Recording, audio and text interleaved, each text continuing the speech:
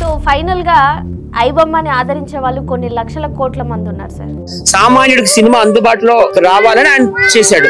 నాకైతే ఠాగూర్ మూవీలో చిరంజీవి గారి గుర్తొచ్చారు. ఆయన కూడా ఇదే పనులు చేస్తాడు. అందులో రవి చేసింది అబ్సల్యూట్లీ రైట్. అన్యాయం రాజ్యం ఎప్పుడు న్యాయం కాదు కావాల్సింది సమాంతర న్యాయం.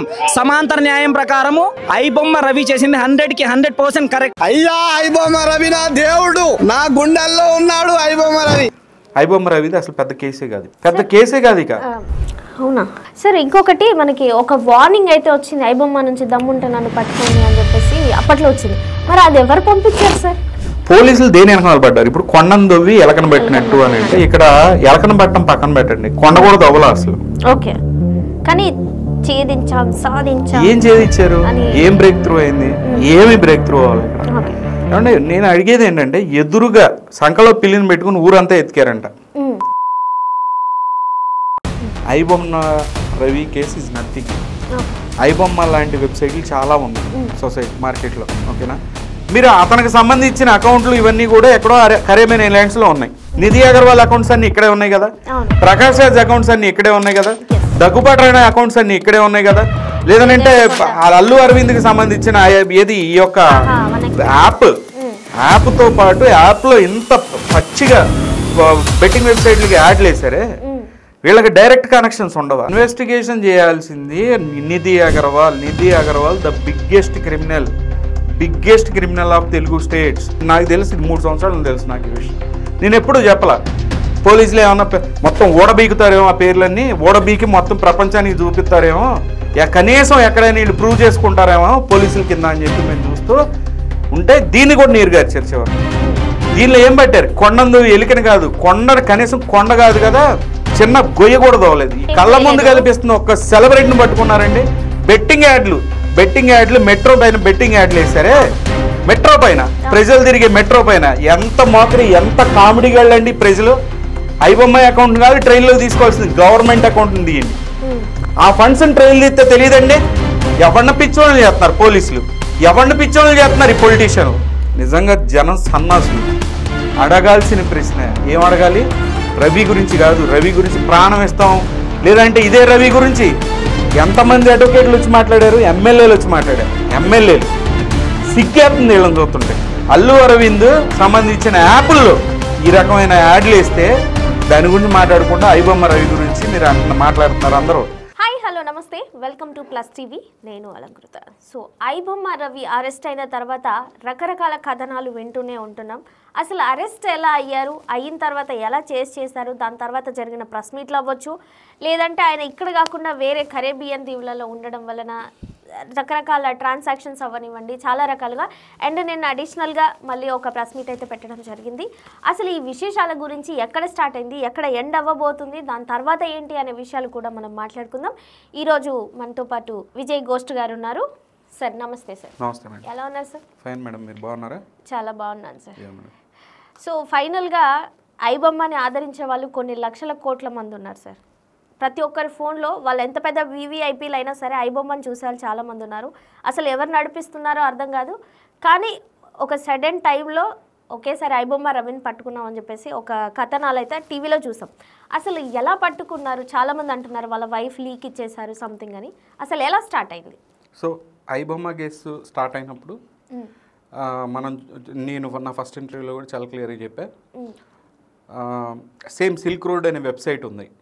సిల్క్ రోడ్ వెబ్సైట్లో, సిల్క్ రోడ్ అనేది డ్రగ్స్ కానివ్వండి, గన్స్ కానివ్వండి, అన్నీ ఎవ్రీథింగ్ ఇల్లీగల్ యాక్టివిటీ అంతా జరిగే ఒక డార్క్ వెబ్సైట్ అనమాట. ఆ లింక్ సంబంధించి వాడిని అరెస్ట్ చేసేటప్పుడు వాడు ఎలా పట్టుబడ్డాడు అని అంటే, ఎక్కడో ఒక 5-6 సంవత్సరాల కిందట ఎక్కడో ఒక యూజర్తో అతను ఒక కమెంట్ పెట్టడం, ఒక మెయిల్ చేయడం జరిగింది. ఓకే. సో దాన్ని ట్రేస్ చేసుకొని చాలా ఇన్వెస్టిగేషన్ తర్వాత ఆ ఒక్క జస్ట్ ఈమెయిల్ ఐడితో పట్టుకున్నట్టుగా ఐబొమ్మ రవికి సంబంధించి ఈ యొక్క ట్రేసింగ్ జరిగిందని నిన్న ప్రెస్ మీట్ ద్వారా మనకు తెలుస్తుంది. నిన్న ప్రెస్ మీట్లో క్లియర్గా చెప్పారు కదా, ఎక్కడో మన ఇన్వెస్టిగేటివ్ డిపార్ట్మెంట్స్ ఏం చేస్తాయంటే ఒక మెయిల్ ఇచ్చారనమాట, ఒక అప్లికేషన్కి సంబంధించి ఇది ఎవరు వాడుతున్నారు లేదా ఏదో ఇన్వెస్టిగేషన్ పర్పస్ మెయిల్ ఇస్తే, ఇప్పుడు బేసిక్గా కొంతమంది ఏం చేస్తారు, ఆ అప్లికేషన్ కూడా రవికి సంబంధించినట్టే ఉంది. అప్లికేషన్ అతను కొనుక్కున్నట్టుంది, అక్కడ అతని ఈమెయిల్ ఐడి వేరే పేరుతో ఏదో ఉన్నట్టుంది, అంటే info@ so and so iBomma కాదు. అప్లికేషన్ సంబంధించి ఏదో మెయిల్ ఉంది, కస్టమర్ కేర్ మెయిల్ ఇతనే పెట్టుకున్నట్టున్నాడు. దానికి వీళ్ళు కమ్యూనికేట్ చేశారు నాకు తెలిసి. కమ్యూనికేట్ చేసినప్పుడు రవికి తెలిసి వీళ్ళు ఇన్వెస్టిగేటివ్ డిపార్ట్మెంట్ అని, సో అతను రిప్లై ఇవ్వడం, ఆ రిప్లైలో ఇతనే అని తెలిసేసి సో అట్లా ట్రేస్ అవుట్ చేసాము అనేది నిన్న ప్రెస్ మీట్లో మనకు తెలుస్తూ ఉంది. కానీ వైఫ్ పట్టించారు అదనపు కట్నం కోసం సంథింగ్, ఈ కథనాల కంటే ఈ కథనాలు ఎక్కువ ప్రతి ఒక్కరు ఇన్స్టాగ్రామ్లో యూట్యూబ్లో కూర్చొని మాట్లాడుతూనే ఉంటున్నారు. అవును, మనం మనం మనం చూడాల్సింది ఆల్రెడీ ఒక అతన్ని పట్టుకున్నారు బీహార్లో కదా. రవికి తెలుసు కదా ఇలాంటి వాటికి సంబంధించి క్రాక్ డౌన్స్ నడుస్తున్నాయి. సో మనం ఇండియా వెళ్తున్నాం అంటే ఎంతో కొంత మన మీద నజర్ ఉంటుంది, కంపల్సరీ పట్టుకుంటారని ఐడియా ఉంటుంది. సో అతని సంఖ్యలో ఎవిడెన్స్లు అన్నీ పెట్టుకుని రాడు అనేది ఒక పాయింట్. సో రెండో పాయింట్ ఏంటంటే ఇక్కడ రవికి సంబంధించి నిన్న ప్రెస్ మీట్లో ఏం చెప్పారు జాయింట్ కమిషనర్ సిపి గారు అనుకుంటా, చాలా క్లియర్గా ఏం చెప్పారంటే పైరసీ వీడియోలు అంటే పైరసీ అనేది ఆయన దాని సారాంశం రవి చేయట్లేదు. బట్ అంటే పైరసీ ఇన్ ద సెన్స్ ఆ రికార్డింగ్ కానివ్వండి, థియేటర్లో రికార్డింగ్ కానివ్వండి, లేదంటే కనుక డిజిటల్గా ఈ యొక్క సర్వర్ల నుంచి హ్యాక్ చేయడం కానీ జరగలేదు అని దాని అర్థం, అంతే కదా. కానీ టెలిగ్రామ్ ద్వారా అమ్ముతుంటారు వీడియోలు. ఇప్పుడు బేసిక్గా టెలిగ్రామ్ అనేది చాలామందికి తెలియని విషయం ఏంటంటే, అంటే మీడియా లెవెల్లో ఇంకా ఇప్పుడు వరకు ఇలాంటి డిస్కషన్ జరగలేదు కనుక ఎవరికి తెలియదు. టెలిగ్రామ్ ద్వారా చాలామంది ఇలాంటి ట్రాన్సాక్షన్స్ చేస్తూ ఉంటారు. ఒక ఇల్లీగల్ యాక్టివిటీ అనేది ఎప్పుడు జరుగుతూనే ఉంటుంది టెలిగ్రామ్ ద్వారా. ఈ టెలిగ్రామ్ ఛానల్లో ఎవరో ఒకళ్ళు ఎక్కడో ఒక్కొక్కటి మారుమూల ప్రదేశంలో ఒక సినిమా తీస్తాడు వాడు, తీసి టెలిగ్రామ్ ద్వారా సేల్కి పెట్టుకుంటాడు. కావాల్సిన వాళ్ళందరూ ఈ వెబ్సైట్లో వాళ్ళు కొనుక్కుంటారు అనమాట వాళ్ళ దగ్గర. కొనుక్కొని ఆ వీడియోని ఎన్హాన్స్ చేసుకుంటారు. ఇప్పుడు ఆల్రెడీ వీడియో ఎన్హాన్స్మెంట్, ఇప్పుడు మీరైనా సరే ఏదైనా వీడియోని ఎన్హాన్స్ చేస్తారు కదా, మంచిగా కొంచెం డార్క్నెస్, సాచురేషన్, లేదంటే దానికి సంబంధించి వీడియోని కొంచెం డిజిటల్గా కొంచెం డెవలప్ చేస్తారు కదా, చేసి దాన్ని మీరు యూట్యూబ్లో అప్లోడ్ చేస్తారు. సేమ్ అంతే అతను చేసిన ఆ వీడియోస్ అన్నిటిని కూడా ఎన్హాన్స్ చేసి వాటిని అతని వెబ్సైట్లో పెట్టాడు. అది జరిగింది. అంతే తప్పితే హ్యాకింగ్ అనేది జరగలేదు. నేను ఆ రోజు డే 1 రోజు చెప్పాను ఇలాంటి డిజిటల్, ఎందుకంటే AES 256 ఎన్క్రిప్షన్ అంటే ఇది ఒక అమెరికన్ మిలిటరీ గ్రేడ్ ఎన్క్రిప్షన్. ఏది ఈ యొక్క మూవీ డిజిటల్ డిస్ట్రిబ్యూషన్ సర్వర్స్కి సంబంధించి ఆ సినిమాలు ఏది డిజిటల్ డిస్ట్రిబ్యూషన్ చేయడానికి యూజ్ చేసే ఎన్క్రిప్షన్లు అవన్నీ కూడా. అలాంటి వాటిని క్రాక్ చేసేవాడు అయ్యి ఉండంటే కనుక రవి ఇట్లా ఎంత ఈజీగా పట్టుబడ్డు, అసలు అంత ఈజీగా అవైలబుల్ ఉండు, అంత ఈజీగా మెయిల్తో అంత యూనో అంత ఈజీగా దొరకడం అంటున్నా. అలాంటి వాటిని బ్రేక్ చేయగలిగే కెపాసిటీ ఉంటాయి. అతను సెల్ఫ్ టాట్ స్కామర్ అనుకోవచ్చు ఇన్ ద సెన్స్, ఎందుకంటే ప్రజల పాయింట్ ఆఫ్ వ్యూ అతను దేవుడు అనుకోవచ్చు. మై పాయింట్ ఆఫ్ వ్యూ ఎప్పుడు కూడా pirated movies in the sense అవి ఇప్పుడు సినిమాలని అలా పబ్లిష్ చేస్తున్నట్టు తప్పే, ఇండియాలో తప్పు. ఎందుకంటే మీరు ఆ క్వశ్చన్ నన్ను అడిగేది ఇండియాలో కాబట్టి, ఇదే క్వశ్చన్ వేరే దేశంలో అడిగారు అనుకోండి తప్పు కాదంటాను. సో అట్లా అనమాట, కంట్రీ బట్టి లా మారుద్ది కదా.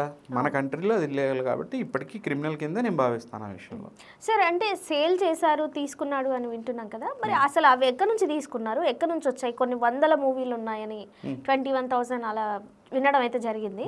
మరి ఆ డేటా అంతా ఎక్కడి నుంచి వచ్చింది సార్? సో డేటా అంతా కూడా చెప్తున్నా కదా, ఇతను పబ్లిషరు, ఇతనికి ఒక వెబ్సైట్ ఉంది. ఆ వెబ్సైట్ ద్వారా ఐబొమ్మ అనే వెబ్సైట్ ద్వారా సినిమాలు పబ్లిష్ చేస్తుంటాడు, ప్రజలు చూస్తూ ఉంటారు. ఈ సినిమాలన్నీ ఎక్కడి నుంచి కొంటాడు? టెలిగ్రామ్ ద్వారా, లేదంటే మూవీ రూల్స్ అని, లేదంటే కొన్ని వెబ్సైట్స్ ఉన్నాయి. ఏది ఇప్పుడు తమిళ రాకర్స్ ఏ వెబ్సైట్స్ ఉన్నాయి, ఆ వెబ్సైట్ నుంచి కొనుక్కుంటాడు ఇతను. కొనుక్కొని ఇతను అప్లోడ్ చేసుకుంటున్నాడు, సింపుల్ అంతే. ఇతను వెళ్ళి కెమెరా పట్టుకొని తీయడు. ఇతనికి సంబంధించిన మనుషులు ఎవరు ఇండియాలో ఆపరేషన్స్ చేస్తూ ఇతనికి అప్లోడ్ చేయరు. ఈయనలాగానే ఇక్కడ అంటే ఇప్పుడు ఐబొమ్మ రవి అనేది ఒకళ్ళు కాదు, మీకు అర్థమైందా? పాయింట్కి వచ్చారా? ఐబొమ్మ రవి అనేది కొన్ని కోట్ల మంది, లక్షల మంది అనుకోవచ్చు, వేల మంది అనుకోవచ్చు. ఎవడు అంటే ఒకే ఇండివిజువల్ పద్దాక పనిచేయాలని లేదు. ఒక సినిమా ఈరోజు అప్లోడ్ చేసినట్టు రెండో సినిమా వాడే అప్లోడ్ చేయాలని లేదు, వేరే ఎవడైనా డబ్బుల కోసం అప్లోడ్ చేసేస్తాడు. వీళ్ళిద్దరి వల్ల కాకపోతే ఎవడో కోడు అంటే ఎంత తొందరగా దానికి అప్లోడ్ చేస్తే అంత తొందరగా వీళ్ళకి వర్కౌట్ అవుద్ది, అందుకని వీడికి డబ్బులు వస్తుంటాయి కదా. దాని టైమింగ్ని బట్టి రేట్ ఉంటుంది అనమాట. ఎంత తొందరగా అప్లోడ్ చేస్తే అంత డబ్బులు వస్తాయి అనే విధంగా ఇది ఒక ఆర్గనైజేషన్ అనటానికి లేదు. ఇది ఇండివిజువల్గా వర్క్ చేసుకుంటూ ఉంటారు, ఒకళ్ళకి సంబంధం ఉండదు. ఇప్పుడు మూవీ అప్లోడ్ చేసాడు ఎవడన్నా ఒక ఊరు నుంచి, పలానా నిజామాబాద్ నుంచి ఎవడన్నా అప్లోడ్ చేసాడు ఎగ్జాంపుల్. అప్లోడ్ చేసిన తర్వాత వాడి పేమెంట్ వాడికి అందిద్ది, సినిమా వాడికి అమ్మేసుకుంటాడు. వాడికి వీడికి సంబంధం ఉండదు, డిజిటల్ ట్రాన్సాక్షన్స్ అనేవి అవుతాయి. మీకు అర్థమవుతుంది కదా. క్యాష్ ట్రాన్సాక్షన్స్ ఉంటే మనీ ట్రైల్ ఉంటుంది. ఓకే, సో అలా చూడవచ్చు అనమాట ఈ కేసులని. సరే, అదే ఇప్పుడు ఏదైతే మూవీస్ అవుతున్నాయో దాని మీద 1xBet అని సంథింగ్ ఇవి బెట్టింగ్ యాప్స్ కూడా రావడం జరిగింది, మరి ఆ విషయం ఏంటి? సో ఇప్పుడు మీరు ఒకటి చూడండి, యాడ్స్ యాడ్ ఏదైనా వెబ్సైట్కి సంబంధించి ఇది బాగా చూడండి. ఇక్కడ ఆల్రెడీ ఫస్ట్ 2 కేసులు కదా మనం ఇప్పుడు చూస్తున్నట్టయితే రవి మీద ఉన్న మెయిన్ కేసుల్లో ఒకటే పైరేటెడ్ మూవీస్. ఇప్పుడు అతని మీద ఏం కేసులు పడవచ్చు? ఆ మూవీస్ని పబ్లిష్ చేసినందుకు. ఇన్ కేసు దాన్ని గనక వీళ్ళు ఎస్టాబ్లిష్ చేసి కోర్టులో ప్రూవ్ చేయగలిగితే పడే కేసు ఏంటి? రోడ్డు మీద పైరేటెడ్ సిడీలు అమ్ముకునేవాడికి ఏవైతే సెక్షన్లు వర్తిస్తాయో అవే సెక్షన్లు ఇతనికి వర్తిస్తాయి, అంతే కదా. రెండోది వచ్చి బెట్టింగ్ యాడ్లు. బెట్టింగ్ యాడ్లకి సంబంధించి ఈ యొక్క యాడ్ ఏజెన్సీస్ ఉంటాయి ప్రతి వెబ్సైట్కి. ఇది ఐబొమ్మ రవి కాదు, ఎవడయో ఉంటాయి అన్నమాట. యాడ్ రెవెన్యూ వస్తుంటుంది. ఇప్పుడు మీరైనా యూట్యూబ్లో అప్లోడ్ చేసినప్పుడు యాడ్ రెవెన్యూ వస్తుంది మీకు. ఏం యాడ్లు వేస్తున్నారని మీకు సంబంధం ఉంటుందా? పైన వచ్చే యాడ్స్ సంబంధం ఉండదు కదా. సో అట్లానే ఇవి రన్ అవుతాయి. సో ఇప్పుడు ఐబొమ్మ రవికి ఏంది ఆ యాడ్ రెవెన్యూ వస్తూ ఉంటుంది అనమాట. ఇల్లీగల్ బెట్టింగ్ వెబ్సైట్లో వాళ్ళే వేసుకుంటారు ఇవి, లేదంటే పాన్ వెబ్సైట్లో వాళ్ళు, కొన్ని వెబ్సైట్లో పాన్ వెబ్సైట్స్ వాళ్ళు వేసుకుంటారు అనమాట. దానికి ఇతనికి సంబంధం ఉందా లేదా? ఇన్ కేస్ ఒకవేళ యాడ్ ఏజెన్సీకి ఇతనికి ఓనర్షిప్ ఉన్నా కూడా అది ప్రూవ్ చేయలేరు అంటున్నా. ఎందుకనంటే ఇప్పుడు ఎంలైట్ అగ్రిమెంట్స్ ఉంటాయి. ఈ ఎంలైట్ అగ్రిమెంట్స్లో ఏంటంటే మ్యూచువల్ లీగల్ అసిస్టెంట్ ట్రీటీలు ఉంటాయి. తర్వాత ఇంటర్పోల్కి సంబంధించి కానివ్వండి, ఇలా చాలా రకాలుగా మనం చూడవచ్చు అనమాట. ఇది ఒక కేసు. దీనిలో వచ్చి మనకి ఇలాంటి ట్రీటీలు ఏ కంట్రీస్తో ఉన్నాయి తెలుసా మీకు?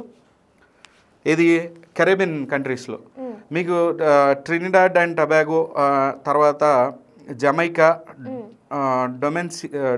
డొమినికా, బహామాస్ అండ్ క్యూబా, ఈ కంట్రీస్తో మనకి ట్రీటీలు ఉన్నాయి కరేబియన్. తర్వాత సెయింట్ కిట్స్ అండ్ నేవిస్ ఏదైతే ఇప్పుడు ఈ కంట్రీకి ఇతనికి ఏది మన రవికి సిటిజన్షిప్ ఉందో ఆ కంట్రీతో మనకు అట్లాంటి ఎంలైట్ అగ్రిమెంట్స్ అనేవి లేవు. తర్వాత గ్రెండా, తర్వాత సెయింట్ లూసియా, ఇట్లా చాలా ఉన్నాయి. పనామా కానివ్వండి, ఇలాంటి కంట్రీస్తో కురసావా కానివ్వండి. కురసావా మీరు చూసే ఉంటారు, ఇల్లీగల్ బెట్టింగ్ వెబ్సైట్స్ అన్నీ కూడా కురసావా మీదుగా ట్రేడ్ అవుతుంటాయి. ఈ కంట్రీస్కి మనకి ఎంలైట్ అగ్రిమెంట్స్ లేవు. మన వాళ్ళు వాళ్ళతో కన్సల్ట్ చేసినా, వాళ్ళతో మాట్లాడాలని చూసినా కూడా రెస్పాండ్ అవ్వరు. వాళ్ళు ఎటువంటి డిజిటల్ ఎవిడెన్స్ ఇవ్వరు. థర్డ్ పార్టీ సర్వర్స్ అన్నీ అక్కడి నుంచే యూజ్ చేశారు. దానికి సంబంధించి ఎలా రౌట్ అయింది ఏంటి అనేది అక్కడికి ఇన్వెస్టిగేషన్ ఎంత డిప్లొమసీ యూజ్ చేసినా వాళ్ళు హెల్ప్ చేయరు ఈ విషయంలో. ఎందుకంటే ఐబొమ్మ రవిది అసలు పెద్ద కేసే కాదు, ఇప్పుడు పెద్ద కేసే కాదు, ఇక అయిపోయింది అక్కడికి. ఇల్లీగల్ బెట్టింగ్ యాడ్లు అని చెప్పి అన్నారు కాబట్టి ఇల్లీగల్ బెట్టింగ్ యాడ్లే కాదు. నేను ఒకటి చెప్తా చూడండి, పాన్ వెబ్సైట్లో కోల్గేట్ యాడ్ వస్తుంది తెలుసా ఒక్కోసారి? యాడ్ అంటే పాపప్స్, అక్కడక్కడ పాపప్స్ వస్తాయి. దాంట్లో ఎస్బీఐ యాడ్లు కూడా వస్తాయి ఒక్కోసారి. ఐసిఐసిఐ బ్యాంక్, ఐసిఐసిఐ డైరెక్ట్ అనేది ఉంటుంది, దాని యాడ్లు కూడా వస్తాయి ఒక్కోసారి కొన్ని వెబ్సైట్, ఇల్లీగల్ వెబ్సైట్లు. అలా యాడ్ ఏజెన్సీలు ఏంటంటే ఎక్కడ పడితే అక్కడ వాళ్ళు యాడ్లు పబ్లిష్ చేసుకుంటారు. ఇండియాకు వచ్చేసరికి ఇల్లీగల్ బెట్టింగ్ వెబ్సైట్లు యాడ్లు వేయకూడదు, కానీ అన్నీ లీగల్గా ఉండే యాడ్ ఏజెన్సీలే ఉండవు కదా. కొన్నిటికి ఇమ్యూనిటీ అంటే ఈ కంట్రీస్ నుంచి, ఎగ్జాంపుల్ మన ఇండియాలో ఉన్నాయన్నీ కూడా ఈ రూల్ ఫాలో అవుతాయి, కానీ వేరే కంట్రీస్లో ఉన్నాయన్నీ ఫాలో అవ్వవు కదా. ఎక్కడ పడితే వాళ్ళు అక్కడ యాడ్ రన్ చేసేస్తారు. స్టేట్ బ్యాంక్ యాడ్ కూడా ఒక్కోసారి వస్తుంది అనమాట. ఇక్కడ ఉన్న వాళ్ళు అక్కడ రన్ చేసుకుంటారు. మీకు అర్థం చేసుకు ఇది అంతా బాగా కొంచెం మీకు అంటే మీకు బాగా స్టడీ చేస్తే అర్థమవుతుంది ఈ సబ్జెక్టు. యాడ్స్ అనేవి ఎక్కడైనా పడతాయి, మనకు తెలియదు అసలు ఎక్కడ పబ్లిష్ చేస్తారు ఈ థర్డ్ పార్టీ అడ్వర్టైజింగ్ అనేది. సో అడ్వర్టైజింగ్లో భాగమే ఇల్లీగల్ బెట్టింగ్ వెబ్సైట్ యాడ్లు వేయటం, ఓకేనా. సో ఇక్కడ అర్థమైంది కదా, 2 పాయింట్లు రవికి సంబంధించి. ఇల్లీగల్ బెట్టింగ్ యాడ్లు ఏది ఇతనికి సంబంధం ఉంది, యాడ్ ఏజెన్సీ వాళ్ళు వేసుకుంటారు. అది యాడ్లు ఏం వేసుకున్నా సరే వీడికి రవికి రెవెన్యూ ఇవ్వాలి కాబట్టి రెవెన్యూ ఇస్తారు. అక్కడ చేసిన తప్పేంటి? పైరేటెడ్ మూవీస్ అతను అప్లోడ్ చేసి పబ్లిష్ చేయడం. అదొకటే కదా కేసు ఇప్పుడు నిలిచింది. అంటే మన భాషలో నిలిచింది అంటే ఇన్వెస్టిగేటివ్ ఏజెన్సీస్ ఏ వాళ్ళో చెప్తున్నాయో మనకు తెలియదు, కానీ ఇక్కడ కనపడుతుంది అదే కదా. మూడోది ఏంటి? థర్డ్ పార్టీ ఏపీ కేసు, మన డేటా కలెక్షన్ జరిపించి ఇలాంటి మాల్వేర్లు చాలా వెబ్సైట్లో ఉంటాయి.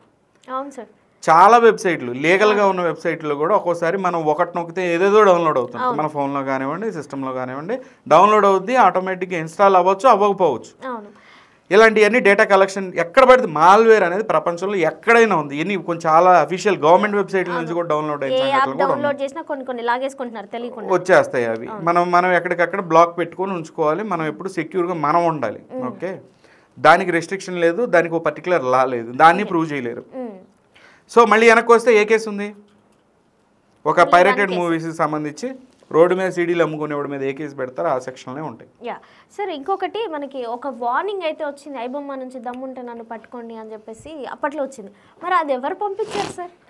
దమ్ముంటే మనం పట్టుకుని పోలీస్ డిపార్ట్మెంట్కి పంపించలేదు. అది వీళ్ళ మీద మన ఫిలిం ఇండస్ట్రీకి సంబంధించి మీరు నా మీద ఫోకస్ చేస్తే నీ మీద ఫోకస్ చేస్తా, అదే కదా ఛార్జ్ షీట్లో, అది మన రిమాండ్ రిపోర్ట్లో రాసింది ఏంటి, నా మీద మీరు ఫోకస్ చేస్తే నేను మీ మీద ఫోకస్ చేస్తా అన్నాడు. తప్పేంటి దాంట్లో? తప్పేం లేదు కదా. ఇప్పుడు అదే క్రమంలో మీ డేటా నా దగ్గర ఉంది అని అన్నాడు అనుకోండి, ఇలా సంబంధించిన వెకేషన్ ఫొటోస్, పొలిటీషియన్కి సంబంధించినవి, పోలీసులకు సంబంధించిన వెకేషన్ ఫొటోస్, లేదంటే సినిమా ఇండస్ట్రీకి సంబంధించిన వెకేషన్ ఫోటోలు పంపిడుగా నా దగ్గర ఉంది అన్నాడంటే వాళ్ళకి సంబంధించి ఏదో ఉండి ఉంటుంది కదా, అదే కదా పెడతానంది బయట. తప్పే ఉంది, పెట్టనియండి, అంతే కదా. దానికి ఓ టెన్షన్ పడతారు. ఎందుకు టెన్షన్ పడతారు? అమ్మో మా డేటా ఉందని. ప్రజల డేటా మొత్తం బయట ఉంది, ఊరు మొత్తం. ఇది ప్రజలకు సంబంధించిన డేటా. పొద్దున్న లేచిన దగ్గర నుంచి పెట్రోల్ పంపుల దగ్గర నుంచి ఎక్కడ ఏ షాప్కి వెళ్తే ఆ షాప్ దగ్గర డేటా కలెక్షన్ చేసి మొత్తం ఎక్కడ పడితే అక్కడ స్కామర్ల దాకా వెళ్తా ఉంది ఈ డేటా. దాని గురించి పట్టించుకోవట్లేదు. మా ఫిల్మ్ ఇండస్ట్రీ డేటా ఉందంటే మీరు చేసే ఈ వ్యవహారాలు ఏ ఉన్నాయి కదా అవే ఉన్నాయి అన్నాడు. పెట్టనండి, మరి ఉంటాయి పెడతారా? అది. సో ఇవన్నీ ఎందుకు లేని కానీ చెప్తున్నా, ఎందుకు భయపడుతున్నారు? మీకు సంబంధించి ఏదో ఉండబట్టే కదా భయపడుతుంది. అయితే ఇప్పటి వరకు రవి సంపాదించిన ఆస్తుపాస్తులన్నీ అంటే ఎన్ని ఉన్నాయంట సార్ జనరల్గా ఏమైనా చెప్పండి మేడం? ఒకటి చెప్తే చూడండి, రవి ఎంత సంపాదించినా మనకు అనవసరం. ఫస్ట్ థింగ్, రవి ఇక్కడ సంపాదించాల. ఇక్కడ ఎస్టాబ్లిష్ చేయాల్సింది ఏంటి? రవి పాయింట్ ఆఫ్ వ్యూలో రవి క్రిమినల్ ఎక్కడ, పైరసీకి సంబంధించి అతను అంత సంపాదించాడా లేదా అనేది మనం చూస్తే అంత సంపాదన ఉండదు. అతనికి వచ్చిన రెవెన్యూ మొత్తం కూడా ఇల్లీగల్ బెట్టింగ్ వెబ్సైట్ యాడ్లు పే చేసినందుకే ఆ యాడ్సెన్స్ మీద వచ్చి ఉంటాయి కదా, అంతే కదా. సినిమాకి సంబంధించి ఇప్పుడు రెవెన్యూ ఎక్కడ ప్రజలైతే డబ్బులు కట్టట్లేదు. సో దాని మీద జనరేట్ అయినట్టు కాదు, పైన ఏదో యాడ్స్ వచ్చినాయి. ఆ యాడ్స్ కూడా ఏంటి, సినిమా మధ్యలో యాడ్లు వేసుకోలేదు కదా, సినిమా ద్వారా వచ్చినాయి అనడానికి. పైన యాడ్ రెవెన్యూ ఏదో వచ్చి ఉంటుంది. అవన్నీ కూడా క్రిప్టోలో వస్తాయి. దాన్ని ఎట్లయినా ప్రూవ్ చేయలేరు. అవన్నీ కూడా బయటికి రావు. ఆ మనీ ట్రైల్ అనేది ఎప్పుడైతే బ్యాంక్ అకౌంట్స్లో ట్రాన్స్ఫర్లు అవుతాయో అప్పుడు వాటిని ప్రూవ్ చేయొచ్చు. మీకు అర్థమైంది కదా. సో ఎంత సంపాదించాడు అని అంటే వాటి మీద వచ్చిన రెవెన్యూలు ఏవో అవన్నీ కూడా బిట్ కాయిన్స్లో మన USDTలో వచ్చినాయి అని చెప్పి చెప్తున్నారు. ఓకే, ఇక్కడ పోలీస్ రిసోర్స్ మొత్తం కూడా ఈ సంబంధం లేని కేసుకి నిజంగా చెప్పాలంటే ఇక్కడ ఆల్రెడీ మనం ఒక కన్క్లూజన్కి రావాల్సిన అవసరం ఉంది. IBomma Ravi case is nothing. IBomma లాంటి వెబ్సైట్లు చాలా ఉన్నాయి సొసైటీ మార్కెట్లో, ఓకేనా. వీటిలన్నింటినీ పర్మనెంట్గా మీరు ఎరాడికేట్ చేయలేరు. ఈరోజు ఇవన్నీ ఆపేస్తే రేపొద్దున ఇంకొకటి వస్తాడు. వీళ్ళందరినీ పట్టుకోవాలన్నా చాలా పోలీస్ రిసోర్స్ కావాలి, ఎంతో టెక్నాలజీ, ఎంతో టైం వేస్ట్ చేయాలి. ప్రజలకు సంబంధించి చాలా ఇష్యూస్ ఉన్నాయి ఈ కేసు మీద ఇంకా కూడా. ఎందుకంటే ఆల్రెడీ అయిపోయింది ఈ కేసు, ఇక డైల్యూట్ అయిపోయింది. ఈ కేసు మీద మీకు దొరికేది ఏమీ ఉండదు. ఇక్కడ మీకు అయిపోయింది. ఇక్కడ నుంచి లీడ్స్ అనేవి ఉండవు. ఓకే, లీడ్లో ఉన్న కేసులు అన్నీ పక్కన పెట్టేశారు. సార్ ఇంకొకటి, ఇలాంటి వెబ్సైట్లు అదే ఇప్పుడు ఐబొమ్మ కానీ బప్పం కానీ ఇలాంటివి ఏవైతే కొన్ని ఉన్నాయో అలాంటి ఒక 60 వరకు బ్లాక్ చేసేసాం ఆల్రెడీ, దొరికేసాయి అన్ని ప్రూఫ్లతో సహా అని చెప్పారు. మరి మళ్ళీ ఓపెన్ చేస్తే మళ్ళీ అన్నీ వచ్చేస్తున్నాయి సార్ యథావిధిగా. ఒకటి బ్లాక్ అయిపోతే సేమ్ మొన్న ఐబొమ్మ రవిని అరెస్ట్ చేసిన తర్వాత కూడా ఐబొమ్మలో వస్తే మళ్ళీ కాపీ పేస్ట్ చేస్తే లింక్ పెడితే మళ్ళీ వేరే సైట్లో వచ్చేస్తున్నాయి. అవి డొమైన్ స్విచ్చింగ్ అవుతూ ఉంటాయి, ఎప్పటికప్పుడు డొమైన్స్ మార్చుకొని వస్తుంటాయి. అది అందరికీ తెలిసిన విషయమే. ఇక్కడ ఏంటి, నిన్న క్లియర్గా ఎక్స్ప్లెయిన్ చేశారు అలా హౌ ఇట్ కెన్ బి ఎట్లా ఎక్వైర్ చేసుకోవాలి. ఇదంతా మొత్తం క్లియర్గా ఒక ప్లాన్ ఆఫ్ యాక్షన్ చెప్పిన తర్వాత ప్రజలకి ఇప్పుడు ఒక ఐడియా వచ్చింది. ఓహో, టెలిగ్రామ్ ద్వారా సినిమా కొనవచ్చు, మనం కూడా వెబ్సైట్ కొనవచ్చు. ఒక 80 లక్షలు పెడితే మనకు రెసిడెన్షిప్ సిటిజన్షిప్ తీసుకోవచ్చు. అక్కడ కరేబియన్ ఐలాండ్స్లో చిన్న చిన్న దీవుల్లో ఏదో దీవి ఇట్లా ఈ కంట్రీస్కి సంబంధించి మనకి ఎంలాట్ అగ్రిమెంట్ లేని కంట్రీలో మనం తీసుకొని అక్కడ షిఫ్ట్ అయిపోయి 80 లక్షలతో సిటిజన్షిప్ కొనుక్కొని ఇలాంటి వెబ్సైట్ ఆపరేట్ చేయొచ్చు. దీనికి సంబంధించి బిట్ కాయిన్లో పేమెంట్ తీసుకోవచ్చు. మన ఇండియా వచ్చేటప్పుడు ఈ ప్రోటోకాల్ ఫాలో అవ్వాలి. మొత్తం ఎక్స్పోజ్ అయిపోయింది కదా, అర్థమైందా. ఇది ఎట్లా రన్ చేయాలని మోడస్ ఆపరేండి మొత్తం చెప్పేశారు కదా. సో అది చెప్పినా చెప్పకపోయినా ఇవి చాలామంది తెలుసు. ఎప్పుడు ఉంటాయి ఇట్లాంటి క్రైమ్స్ అన్నీ కూడా. నా పాయింట్ ఏంటంటే పోలీసులు దేని వెనకాల పడ్డారు. ఇప్పుడు కొండను దొవ్వి ఎలకన పెట్టినట్టు అని అంటే ఇక్కడ ఎలకన పట్టడం పక్కన పెట్టండి, కొండ కూడా దొవ్వలా అసలు. ఓకే, కానీ ఏం చేదిచ్చారు, ఏం బ్రేక్ త్రూ అయింది, ఏమి బ్రేక్ త్రూ అవ్వాలి ఇక్కడ. ఏమంటే నేను అడిగేది ఏంటంటే, ఎదురుగా సంకలో పిల్లిని పెట్టుకుని ఊరంతా ఎతికారంట. అంతేనా? అది సామెత, సంకలో పిల్లిని పెట్టుకొని. అదే సార్, బట్ ఎందుకంటున్నారు అర్థం కాదు. ఎందుకనంటే నిధి అగర్వాల్ 5 సంవత్సరాల నుంచి చాలా క్లియర్గా ప్లెయిన్ ఎక్స్చేంజ్, బెట్టిన్ ఎక్స్చేంజ్, తర్వాత స్కైన్ ఎక్స్చేంజ్ వెబ్సైట్లకి ఆమె ప్రమోట్ చేసింది. ఆమె ఇన్స్టాగ్రామ్ బయో మొత్తం అవే వీడియోలు ఉండేవి, ఇప్పుడు మొత్తం డిలీట్ చేసింది. ఇన్స్టాగ్రామ్ బయో మొత్తం నిధి అగర్వాల్వి ఓన్లీ బెట్టింగ్ వెబ్సైట్కి సంబంధించిన యాడ్సే ఉండేవి. కొన్ని లక్షల మందికి ప్రమోట్ చేసింది ఆమె. చెప్తున్నాను, ఆమెను పక్కన ఎందుకు పెట్టారు, అసలు ఆమెను ఎందుకు అరెస్ట్ చేయట్లేదు? ఇప్పుడు మీకు బెట్టింగ్ వెబ్సైట్ల మీద కాన్సన్ట్రేషన్ ఉంటే మీరు చేయాల్సింది ఏంటి? ఐబొమ్మ రవి ఇల్లీగల్ బెట్టింగ్ వెబ్సైట్ల నుంచి డైరెక్ట్ డబ్బులు తీసుకోవాలి. ఓకే, డైరెక్ట్గా డబ్బులు తీసుకున్న వాళ్ళు ఎవరు ఉంటారు? ఈవెన్ నిధి అగర్వాల్ కూడా ఉండదు, ఒక మార్కెటింగ్ ఏజెన్సీ ఉంటుంది. మీరు అతనికి సంబంధించిన అకౌంట్లు ఇవన్నీ కూడా ఎక్కడో కరేబియన్ ఐలాండ్స్లో ఉన్నాయి. నిధి అగర్వాల్ అకౌంట్స్ అన్ని ఇక్కడే ఉన్నాయి కదా, ప్రకాష్ రాజ్ అకౌంట్స్ అన్ని ఇక్కడే ఉన్నాయి కదా, దగ్గుబాటి రాణా అకౌంట్స్ అన్ని ఇక్కడే ఉన్నాయి కదా. లేదంటే అల్లు అరవింద్కి సంబంధించిన ఏది ఈ యొక్క యాప్తో పాటు యాప్లో ఇంత పచ్చిగా బెట్టింగ్ వెబ్సైట్లకి యాడ్లు వేసారే, వీళ్ళకి డైరెక్ట్ కనెక్షన్స్ ఉండవా? అంటే పోలీసులు ఏం చేస్తున్నారు? ప్రజలు అసలు ప్రజలకి ఏం చేద్దాం అనుకొని వీళ్ళు వచ్చారు, అసలు ఏం చేస్తున్నారు? ఊరికే షో ఆఫ్ చేసేసి ఈ కేసును చూపించి, లేదంటే ఒక గొట్టంగాడు వచ్చి ఎన్కౌంటర్ చేయాలా? ఎన్కౌంటర్ ఎవరిని? ఈయన చేయాలి. ఎవరిని ఎన్కౌంటర్ చేస్తావు? కామన్ మ్యాన్ని నువ్వు ఎన్కౌంటర్ చేస్తావా? ఇంత పెద్ద క్రైమ్స్ చేసిన వాళ్ళంతా ఇండస్ట్రీలో ఉంటే పోలీసులు అంతా దీన్ని ఏం ఫ్రేమ్ చేద్దాం అనుకుంటున్నారు? దీన్ని అంతా ఫ్రేమ్ చేసి మేము మొత్తం ఏదో అచీవ్మెంట్ చేసాము, లేదంటే కానీ మా అచీవ్మెంట్లో ఇది లిమ్కా బుక్ ఆఫ్ రికార్డ్స్లో ఉంటుందని చెప్పి ప్రూవ్ చేద్దాం అనుకుంటున్నారా? క్లియర్గా అక్కడ మొత్తం ఇండస్ట్రీ మొత్తం ఈ రకమైన యాడ్లకి క్యాంపెయిన్ చేస్తే 6 రోజులు కాదు 2 రోజులన్నా ఇచ్చారా ఎవరినన్నా తీసుకెళ్లి కస్టడీలో? అసలు అలా మేము పిలుస్తున్నామని అంటే పిలవండి. ఐబొమ్మన్ రవిని కూడా మొదటి రోజున బాబు నీ మీద ఇట్లాంటిది ఉన్నాయి ఎల్ఓసి లుక్అవుట్ సర్క్యులర్ ఇష్యూ చేసి దేశం నుంచి బయటికి పోవటానికి లేకుండా ఇక్కడే ఉంచి ఇంటి దగ్గర నుంచి పిలిపించచ్చు కదా. చెప్తున్నా, ఇన్వెస్టిగేషన్ చేయాల్సింది Nidhi Agarwal the biggest criminal of Telugu states. ఆమె ఇప్పుడు బయోలో అన్ని వీడియోస్ డిలీట్ చేసింది. ఒకసారి రిట్రైవ్ చేసి చూడండి. ఎన్ని యాడ్లు దాదాపుగా 5 సంవత్సరాల పాటు కనీసం అలు పెరగకుండా చేసింది. ప్రతిరోజు ఒక యాడ్ పెట్టింది ఆమెను పట్టుకొని ఇమీడియట్గా ఆమె అకౌంట్స్ కానివ్వండి, ఆ డబ్బు ఎక్కడి నుంచి మనీ ట్రైలే. ఇలాంటి కేసుల్లో ఎప్పుడు గుర్తుంచుకోవాల్సింది మనీ ట్రైలే పట్టించింది ఈ కేసుల్లో. మీరు ఎంత టెక్నికల్గా మీరు ఎలాంటి ఐపీఎల్ తీసుకొని ట్రేస్ చేసినా అవి మళ్ళీ చివరాగరికి వచ్చేసరికి కామన్ పర్సనే ఉంటాడు అక్కడ. పెద్ద వాళ్ళని మీకు తెలుసు. పోలీస్ డిపార్ట్మెంట్ ఆల్రెడీ 2 సంవత్సరాల కిందటే నేను ఒక చోట ఉన్నప్పుడు, సార్ ఈ పలానా కేసుకు సంబంధించి ఇదిగోండి ఇల్లీగల్ బెట్టింగ్ వెబ్సైట్ అంటే మాకు ఇల్లీగల్ బెట్టింగ్ వెబ్సైట్కి సంబంధించి ఇదిగో ఇలా ఉన్నాయి కొన్ని అని అంటే మాకేం తెలియదు అనుకుంటున్నావా? ఫైల్ ఓపెన్ చేసి 22 వెబ్సైట్లకు సంబంధించి వీళ్ళిద్దరు పేర్లు మరి పట్టుకోలేదేంటి అని అంటే మమ్మల్ని పట్టుకోనియాలిగా అన్నారు. చెప్తున్నా, దీని వెనకమాల ప్రతి ఇల్లీగల్ బెట్టింగ్ వెబ్సైట్లకు వచ్చేసరికి ఇండియాలో ఉన్న ప్రతి పొలిటీషియన్ అంటే ప్రతి పార్టీకి సంబంధించిన పొలిటీషియన్ దీని వెనకమాల ఉంటాడు. సో అందుకనే దాన్ని ఎవ్వరూ టచ్ చేయరు. ఇది నిజం. ఇది మీ ఛానల్ సమక్షంలో నేను చెప్తున్నా. ఇండియాలో ఉన్న ప్రతి పార్టీకి సంబంధించిన పొలిటీషియన్ ఈ యొక్క ఇల్లీగల్ బెట్టింగ్లో ఇన్వాల్వ్ అయ్యి ఉన్నారు. పెద్ద సెంట్రల్ మినిస్టర్లు ఇన్వాల్వ్ అయ్యి ఉన్నారు దీంట్లో. ఏవియేటర్ కానివ్వండి, లేదంటే కనుక ఈ గేమ్స్ ఏవి మన యానిమేటెడ్ గేమ్స్లో కొన్ని వేల కోట్లు తరలించుకొని పోతున్నారు. ఏది క్రిమినల్స్తో కలిసి. ఇదంతా పెద్ద మాఫియా. ఇదంతా పోలీసులు బయట పెడతారు. పోలీసులకు తెలియదా విషయం? పొలిటీషియన్స్ ఉన్నారని. ఐఏఎస్ ఆఫీసర్లు ఐపీఎస్ ఆఫీసర్లు ఉన్నారని సంగతి తెలియదా? బెట్టింగ్ వెబ్సైట్లు వెనకమాల పూర్తిగా. ఇండియాలో ఎన్ని కేసుల్లో మీరు మాదే బుక్లో ఎన్ని క్రాక్ డౌన్స్ అయినాయి చెప్తున్నా. రీసెంట్గా ఒక క్యాసినోస్కి సంబంధించి కర్ణాటకలో పొలిటీషియన్ పట్టుకోలేదా? దీనికి ముందు కూడా ఇప్పుడు ఇల్లీగల్ బెట్టింగ్ వెబ్సైట్ గేమింగ్లో కూడా చాలామంది పొలిటీషియన్స్ వస్తూ ఉంది. నేను ఇప్పుడు చెప్తున్నాను, ఇప్పుడు వరకు ఏ ఛానల్ సమక్షంలో నాకు తెలుసు, ఇది 3 సంవత్సరాలు తెలుసు నాకు ఈ విషయం. నేను ఎప్పుడు చెప్పలా. పోలీసులు ఏమన్నా మొత్తం ఓడబీకుతారేమో, ఆ పేర్లన్నీ ఓడబీకి మొత్తం ప్రపంచానికి చూపిస్తారేమో, కనీసం ఎక్కడైనా వీళ్ళు ప్రూవ్ చేసుకుంటారేమో పోలీసుల కింద అని చెప్పి మేము చూస్తూ ఉంటే దీన్ని కూడా నీరుగారు చర్చ వరకు. దీనిలో ఏం పెట్టారు? కొండందు ఎలికని కాదు, కనీసం కొండ కాదు కదా, చిన్న గొయ్య కూడా దోవలేదు ఈ కేసులో. కళ్ళ ముందు కనిపిస్తున్న ఒక సెలబ్రిటీని పట్టుకున్నారండి. బెట్టింగ్ యాడ్లు మెట్రో పైన బెట్టింగ్ యాడ్లు వేస్తారే, మెట్రో పైన ప్రజలు తిరిగే మెట్రో పైన. ఎంత మోకరి, ఎంత కామెడీ గాళ్ళు అండి ప్రజలు, ఎంత కామెడీ గాళ్ళు.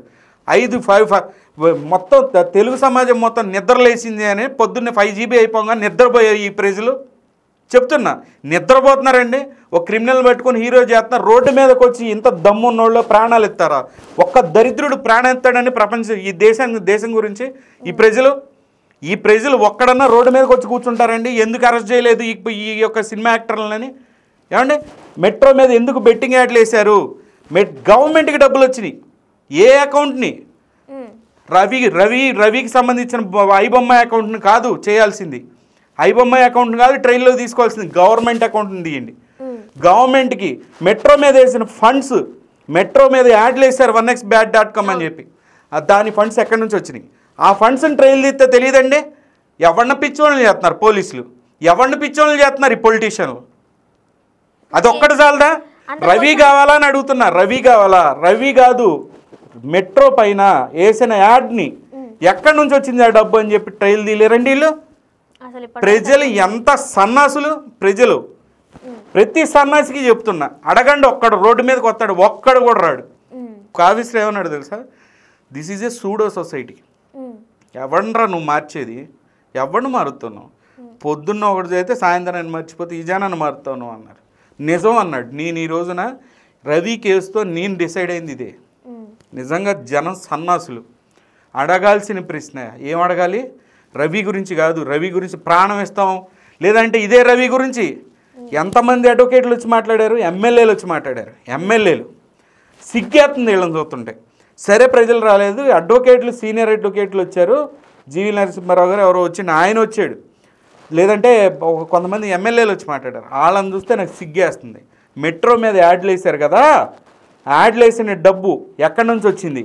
గవర్నమెంట్ అకౌంట్కి వచ్చింది. ఆ ట్రైల్ తీసి దాని మీద ఇన్వెస్టిగేషన్ చేశారా?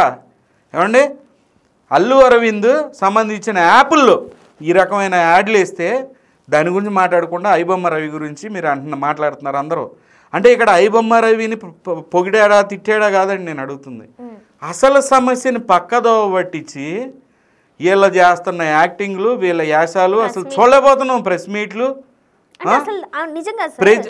నేను చెప్తానండి. పోలీస్ డిపార్ట్మెంట్ ప్లేస్లో నేనుంటే నా మీద పోలీస్ ఐపీఎస్ ఆఫీసర్ల మీద వచ్చబోసిన సంఘటనలు పెట్టిన ఈ ఇండస్ట్రీని అసలు కనీసం కేర్ కూడా, అంటే రూల్ ప్రకారం నడిచారు ఓకే, నేను కాదంటలా. అదే రూల్ ప్రకారం మీరు చేయాల్సిన పనులు ఏంటి? వీటి మీద ఎందుకు ఇన్వెస్టిగేషన్ చేయట్లా? వీళ్ళని ఎందుకు పట్టుకోవట్లా?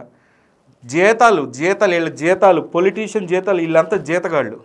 వీళ్ళకి ఇచ్చే జీతాలన్నీ మనం ఇస్తుంటే ప్రజల్ని పిచ్చోళ్ళని చేసి ఇట్లా రోజుకు ఒక కేసుని తీసుకొచ్చి టీవీలో పెట్టి అడావిడి చేసి ఏం సాధించారు వీళ్ళు? ఏమి సాధిలేవు. ఇప్పటికైనా ఒక్కటన్నా చేస్తారనుకున్నా. ఈ ఒక్క విషయంలో సూపర్ చింపేశారు పోండి మనసులో అనుకున్నా నేను. సరే ఒకళ్ళు ఏదో ట్రేస్ అవుట్ చేశారు, అంత ఈజీ కాదు ఇట్లాంటి ట్రేస్ అవుట్ చేయటం అని మనసులో అనుకున్నా. తర్వాత కూడా అనుకున్నా, ఎందుకు రవిని పట్టుకున్నందుకు కాదు, రవి ద్వారా ఎక్కడైనా ఇల్లీగల్ బెట్టింగ్ దాకా రీచ్ అవుతారేమో వీళ్ళు అనుకున్నా. రవినే ప్రూవ్ చేయలేకపోయారు.